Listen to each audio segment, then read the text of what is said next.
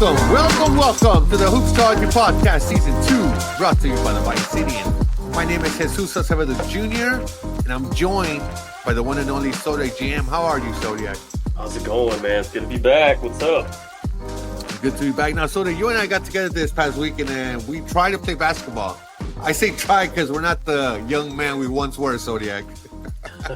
Yeah, key word is try, but hey, it's good for exercise, good to be active, and that's always a good thing for our health. So we got to keep going. It definitely was. I hadn't shot a basketball, I think, in about maybe a year and a half. So it was definitely getting that.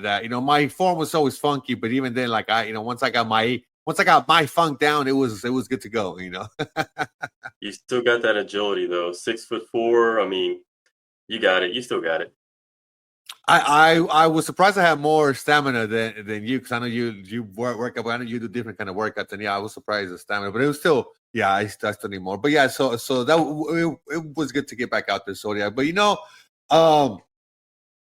who's really getting a lot of playing time, speaking of us having playing time on the court, is if you're a member of the Golden State Warriors, you're pretty much going to get some good playing time. So, what do you think? Mm-hmm. Have you seen this Golden State Warriors and this new, it's kind of unheard of, right? Of a team that plays so many players in one game. I mean, I know over the course of the season, you're going to use the whole roster, right? But in one game to use up to 12 men, like that is pretty unique.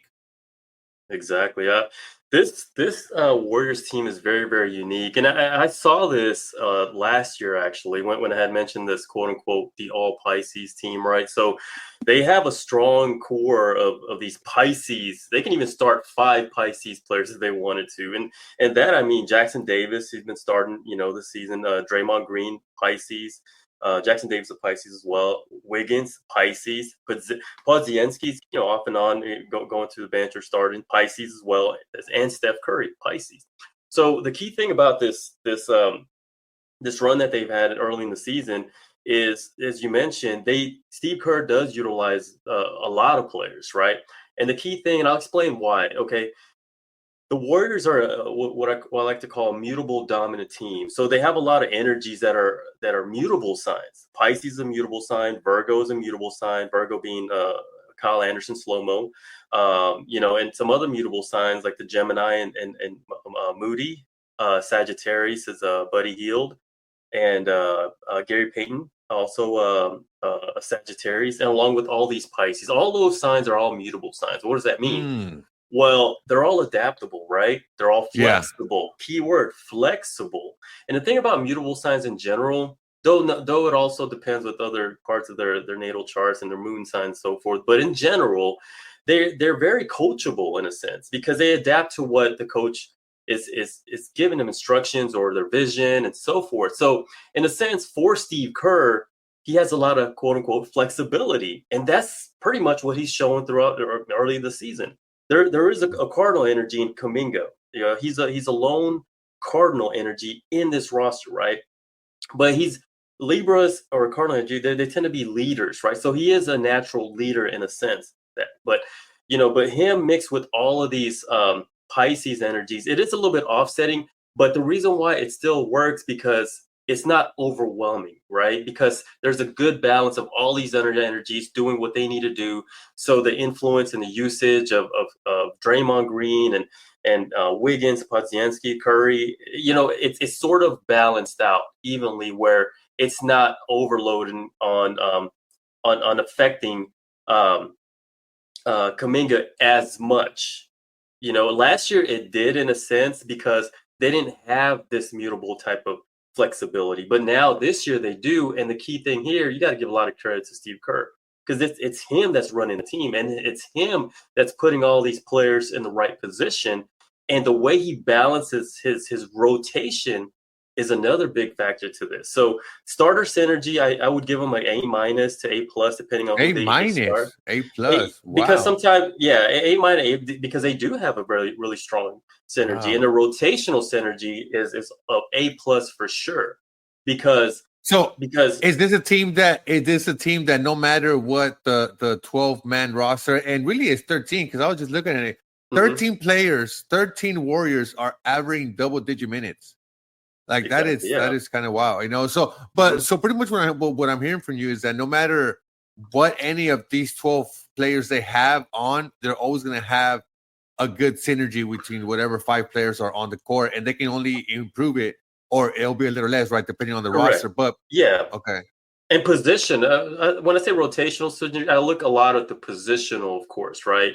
Because, say, for example, if Steph Curry steps out, there's an energy that fits in with the rest that substitutes that fits in with the rest of the starting unit or whoever's on the floor at the same time. So there's always a high possibility of having a good synergy lineup on the floor based on the way their positions are set up and also the way Steve Kerr uses his rotation. So they have a good flow in general. So that's one big advantage that the Golden State Warriors have. But with that, with all these mutable signs as well, there's always a good and a bad, right? So the good is, yes, they're flexible, but the bad is they could be inconsistent at times and also mm, unpredictable. Those are some of the traits of of the mutable dominant team, which is what I see in the Golden State Warriors. So yeah, there's the good and bad, but right now they're doing really, really good, and plus they have enough talent, they have enough youth to actually overcome a lot of that to some of their flaws, so to speak. But yeah. I think the more so their flaws. I think the playing this 12, 13 man roster and the different players that they have available to them, that Steve Kerr has available to him, they're so diverse and unpredictable, with what they can match up with you first, and then what they can throw at you to make you match with them. So Exactly. that goes to the diversity they have. But even in that diversity, like you said, the diversity is all a lot of mutual signs and know where to fit in, what the role is going to be on that lineup on the court, because it can change depending on who's on that on the court. But who's not going to be on the court? Zodiac is a player that I was looking forward to seeing his second season. Is Chet Holmgren. Chet Holmgren of the Oh, Oklahoma City Thunder yes. is out 8 to 10 weeks. Second time he's had this sort of injury, a hip fracture. In his post, he said, that he knows what it's going to take to get back from this. So definitely tough to see, because he missed his rookie season because of an injury. I think that was yeah. And then he came last year was his first rookie year. But look, Wow. it's gonna be tough. I mean, let's be honest. Oklahoma City has been a team that they're even better than last year. Hmm. At this point in the season, 9-2. Uh, so 8-2 in their last 10. Um, Wow. so this is a strong team. So we know he's a Taurus. I know that you and I have had that conversation. I think we've talked about it here. So what does taking him out of their starting lineup, out of their roster, do you feel that's gonna improve them from a synergy perspective, or is that like really kind of not gonna throw a wrench into how they're playing into their synergy? Well, their strength and synergies really benefits Holmgren, right? But there also is another Taurus energy, but unfortunately he's injured as well, and it's Hartenstein. Of So they're course. kind of waiting on him as Oh my well. God. Yep, So I if forgot. he was to come back, I mean, he'll fit right in, like because he's a great fit, synergy fit with the team.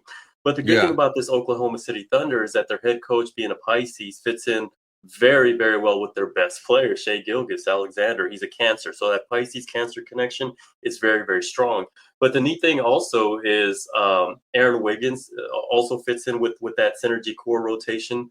Alex Caruso, Isaiah Joe. Uh, so they have a good flow. They have enough flow of having that strong core. And the reason why is because the influence, there's this very strong influence with SGA. So he sort of runs the show, right? So, and he's Yeah. very elite and very talented and very good at his position. So, as I always mentioned, talent is always a plus, no matter what. Synergy, you can have the best synergy, but talent is talent, right? But if Right. you use that talent the right way and you have the right head coach to kind of push that talent to the highest peak, that's always a great thing. And I think that's what the Oklahoma City Thunder has right now, because they have a strong synergy core with SGA, Holmgren when he's healthy, and the head coach. So that's their strength and synergy right there. But of course, Holmgren being down, that's to substitute some of that. And I know they Check this out. utilize. Mhm. You're talking about the coach. Here's a quote that they asked him about, Chet being out and how the team's going to have to respond. He said, "How you respond to adversity as a team is a skill. It's a habit you can build. It's a muscle you can build. And every adversity has a choice. You can see it as an excuse, or you can see it as an opportunity." Now, does that sound to you like a Pisces, like the way that they want their team to to be on the court and how he wants to be? Yeah, that's a very Pisces type of quote. So, I think this will hurt the Oklahoma City Thunder with Holmgren being out. Yes, it will hurt because he's talented. He's sort of proven that role, but he fits his team perfect and that's what brings the best out of him. And you can just get a sense of his importance. He's so important to this team. But yeah, that we'll see how you look out on Jalen Williams. They did that a little bit small ball in the last game. Yeah. But Yep. I'm curious to know if they're going to continue that. But if it works, it works. Why change it, right? But another thing with the head coach being immutable, sign of a Pisces, they will adapt. So just Yeah. remember that. So they're very Pisces are very creative thinkers, right? So that whatever's going to come up that they think that could be successful, he's going to make it happen. He's not stubborn or anything like that. So that's a big advantage that the Oklahoma City Thunder has. So I'm curious to see how they're going to adapt moving forward from here on out. Yeah, it's going to be interesting, but I think like you said, even with I think they have enough on the roster to make it work. I think they are going to get creative, and I think that lineup where I think the tallest person 6'6" or 6'7", if I'm not mistaken, yeah, right? you're right. Or 6'5", so like it goes back to what you're saying, that Pisces are very creative thinkers. Like that's him being creative and be like, let me make the best use of my talent that I have, as opposed to let me just play the game that I've always been playing with Chet. Because you have to play a bit different, because like you said, the things that Chet does on the court for them. But no, I think it's going to be challenging for them. But I think once Chet comes back and they get rolling again, I think it's going to help them out even more. Because I think the other players are going to be stepping up and getting that time that, hey, down the second half of the season and then into the playoffs, you need some of those players, and so they'll be putting that time in. What injury goes out, another player comes back into the NBA. That's Joel Embiid. He made his return to the 76ers. But before we get to Joel Embiid and the 76ers, we're going to talk about the entire Atlantic Division, which is where the Philadelphia 76ers are a part of. So each episode, we're going to try and at least get into one division, like what good, real brief synopsis. So a certain team is doing from that division. Sometimes some teams in that division make it a bit more than others. But we're going to try. So today we're starting with the Atlantic Division, which has Boston, Brooklyn, New York Knicks, 76ers, and Toronto.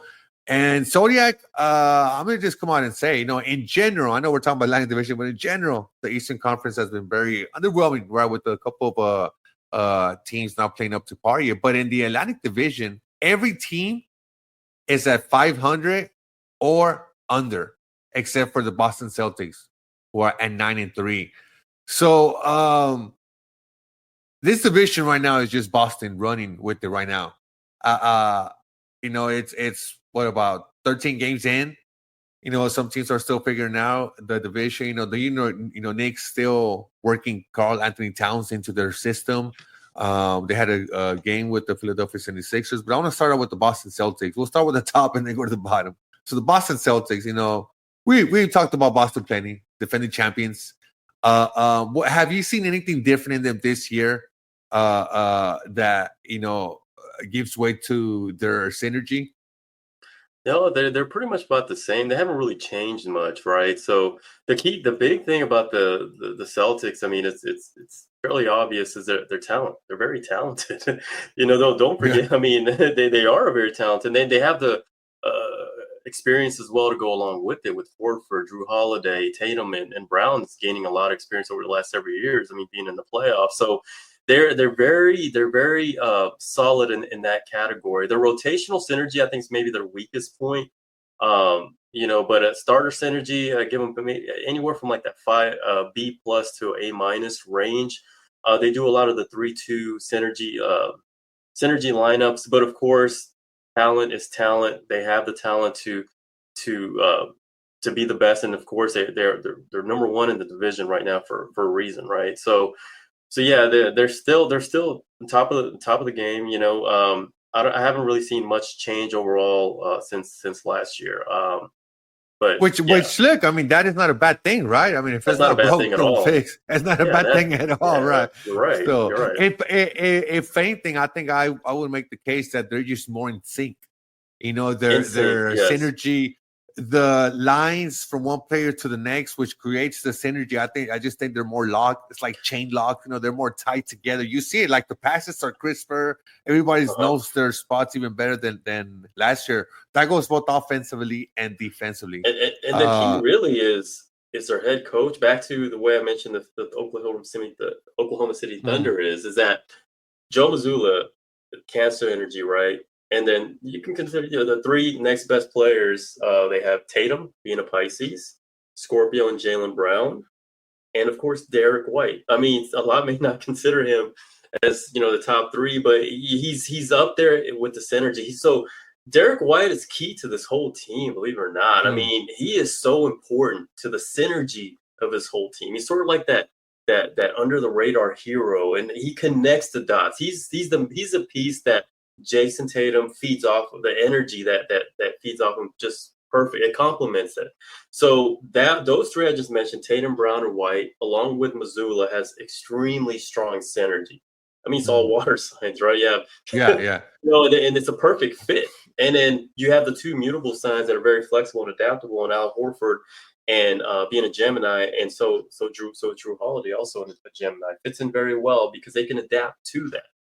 They don't need the ball. They don't need to take lead. They could just adapt on the go because this team already has strong structure. Their emotional leader is Joe Mazzulla himself, and also Derek White. I mean, he's sort of like that low key emotional leader, but yeah, he brings that energy in there. Not a lot of people see that, but it's a sense of when you step on the floor, you don't know why or how, but certain players that's just on the floor, you just tend to play better just because they feed off the energy. It's just the way it is sometimes. It's hard to explain, but they have that synergy core strength to a T, and that's their big advantage that Boston Celtics have.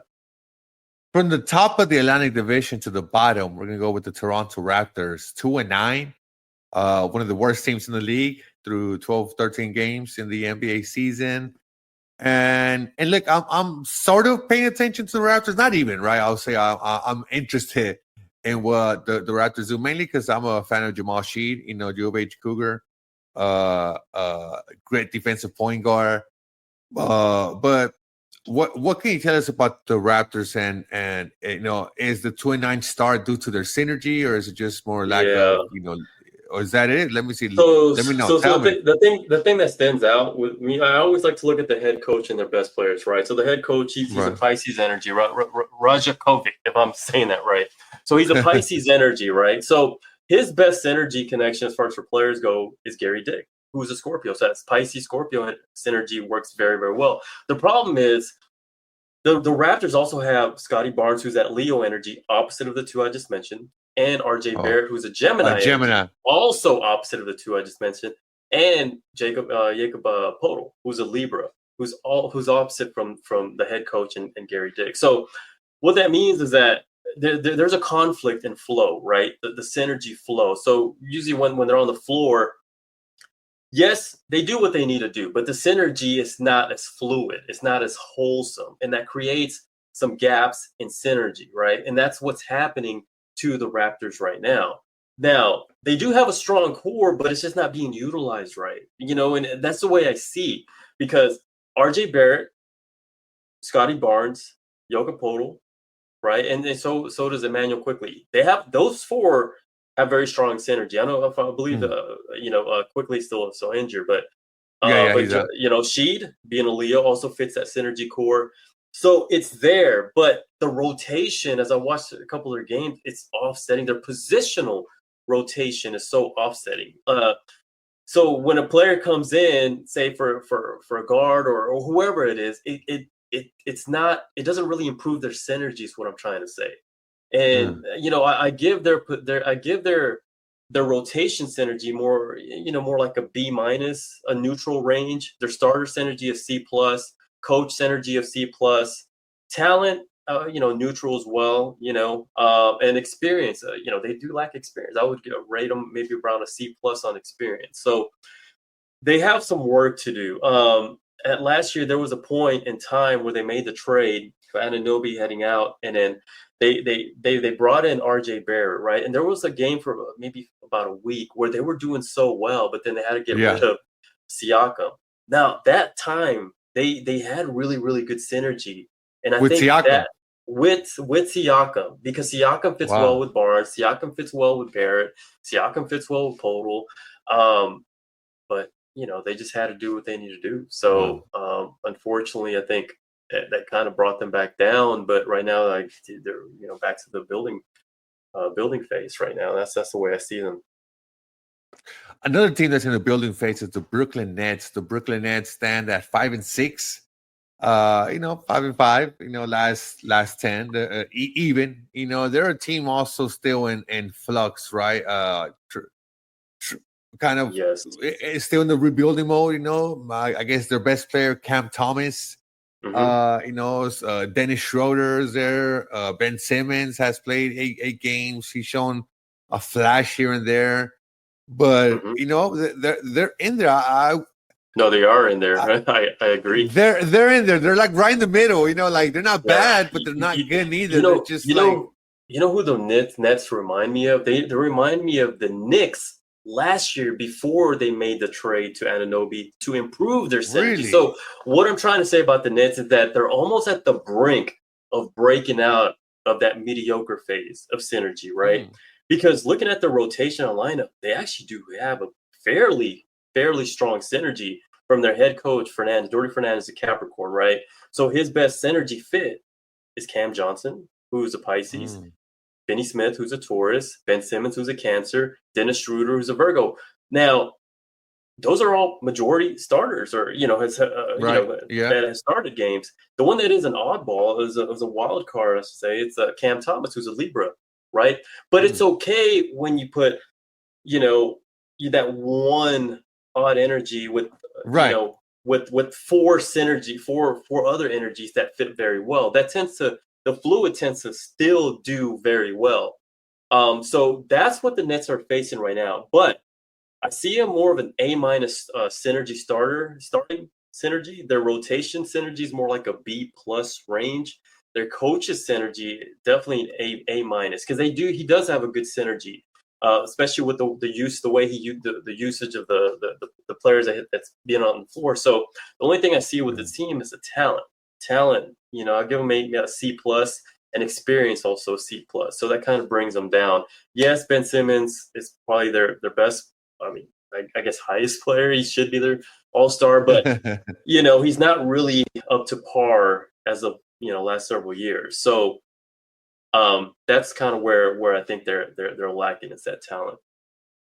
But synergy's there for sure. So sometimes we've seen teams that maybe quote unquote lack on talent but have good synergy make a run, right? I think back to the we believe Golden State Warriors, Baron Davis, Steven Jackson, Matt Barnes, which I don't even know what their synergy. We might want to look that up, but yeah. So I think I think they're gonna be competitive this year. Does that mean maybe playoffs? Maybe not. But I think it'll be a team season for them. Maybe they make moves during the season, right? So we'll see.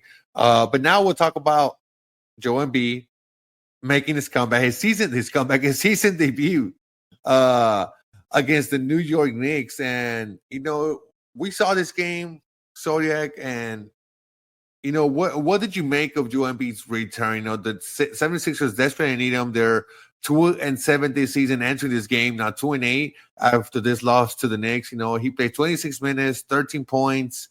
What did you make of his season debut? His season debut, I didn't take much off. He's barely coming back from injury. I'll probably give him maybe 5 to 10 games. But what I'm seeing is that Joel Embiid will improve the overall synergy with this team, right? And if he gets back to full basketball rhythm, he affects this. The influence that he brings in synergy with this whole team is it's huge. He's so important to the 76ers roster, right? Without him and Paul George, who's missing a lot of time as well, they're sort of struggling. It's a big impact on their whole roster because, wow, I mean, you have two talented players out, but now when they're coming back in, of course, when they're back in, Maxi's out, so it's like they can't really get healthy. But when healthy, I should say, when healthy, the 76ers are a very strong team. There's a few points that I would probably, consider that's kind of lacking in their on the synergy end. The coaching synergy is offset, Really? right? Yes, because Nick Nurse, he's that Leo energy, that fire energy, right? But he's opposite of Paul George, who's a Taurus. He's opposite of Embiid, who's a Pisces. He's opposite of Maxey, who's a Scorpio. He's opposite of McCain, who's also a Pisces. So is with opposite of Gordon, who's a Capricorn, Martin Jr. Cap. So what I'm trying to say, those are a lot of players, that's opposite of his energy, right? So Nick Nurse does have a Pisces moon energy, which kind of helps with that aspect. But as an overall core personality, there is a little bit of conflict there, right? So I put that into a factor of analyzing the team. So yes, he does have players, but they're more like role players that fits the coach's energy. That's Drummond, Oubre, Martin Jr., Lowry. Lowry, that's his best energy fit, for Nick Nurse. So Leo Aries energy is a very, very strong connection. So it's with Reggie Jackson, also in Aries, Drummond, Leo, Oubre, Sagittarius. So all those, they have a good synergy among themselves. But if you notice, all those players are sort of like that limited role type of energy, players. So you're splitting the balance of those players into your starting players. So the starting synergy as a core alone, they have strong synergy, but it's the head coach that may, that could have a conflict. But overall, I still think this is a very, very strong synergy team. For the 76er, I give them A- on starter synergy. Wow. When healthy. When that means Joel, Maxey. Yes. Oh, wow. Okay. When healthy, yes. Rotational synergy C+, because their positional synergy is a little bit off with the substitution and so forth. Coaches synergy, I give them B-. Talent, when healthy, I give them an A+. I mean, talent is talent. Experience, I also give them a B+ in experience as well. Kyle Lowry being in there, Drummond. Speaking of talent, the New York Knicks have a lot of it at the moment. A lot of talent that they build up. Perhaps weren't drafted as high. But that they've established themselves. Well, except for Karl Anthony Towns, right? But aside from him being a number one pick, But the Knicks, they're like I mentioned, they're establishing him into their system.